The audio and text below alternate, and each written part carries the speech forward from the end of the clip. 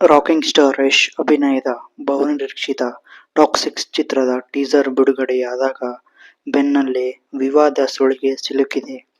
ಏನು ಈ ವಿವಾದ ಎಂದು ಸಂಪೂರ್ಣವಾಗಿ ಈ ವಿಡಿಯೋದಲ್ಲಿ ತಿಳಿಯೋಣ ಬನ್ನಿ.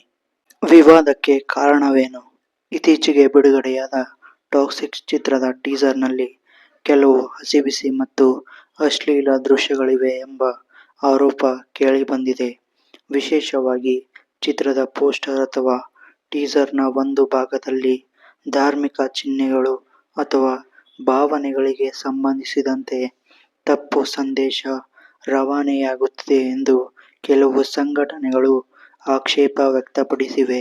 ಇನ್ನು ದೂರಿನ ಮುಖ್ಯಾಂಶಗಳನ್ನು ನೋಡುವುದಾದರೆ, ಚಿತ್ರದ ಕೆಲವು ದೃಶ್ಯಗಳು ಅಥವಾ ಪೋಸ್ಟರ್ಗಳಲ್ಲಿ ಬಳಸಲಾದ ಶೈಲಿ ಕ್ರೈಸ್ತ ಧರ್ಮದ ಭಾವನೆಗಳಿಗೆ ಧಕ್ಕೆ ತರುತ್ತಿದೆ ಎಂದು ಆರೋಪಿಸಿ ಕ್ರೈಸ್ತ ಒಕ್ಕೂಟವು ದೂರು ನೀಡಿದೆ. ಹಾಗೂ ಆಮ್ ಆದ್ಮಿ ಪಕ್ಷದ ಮಹಿಳಾ ಘಟಕವು ರಾಜ್ಯ ಮಹಿಳಾ ಆಯೋಗಕ್ಕೆ ದೂರು ನೀಡಿದ್ದು, ಟೀಸರ್ನಲ್ಲಿ ಮಹಿಳೆಯರ ಘನತೆಗೆ ಕುಂದು ತರುವಂತಹ ಮತ್ತು ಮಕ್ಕಳ ಮೇಲೆ ಕೆಟ್ಟ ಪರಿಣಾಮ ಬೀರುವಂತಹ ಅಶ್ಲೀಲ ದೃಶ್ಯಗಳಿವೆ ಎಂದು ದೂರಿದ್ದಾರೆ.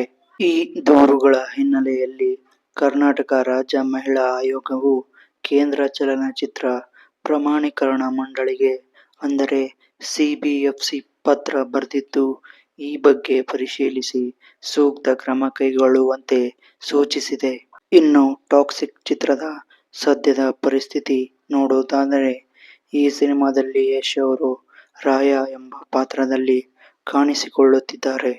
ಇದು ಮಾದಕ ವಸ್ತುಗಳ ಜಾಲಕ್ಕೆ ಸಂಬಂಧಿಸಿದ ಕಥೆಯಾಗಿದೆ ಎಂದು ಹೇಳಲಾಗುತ್ತಿದೆ.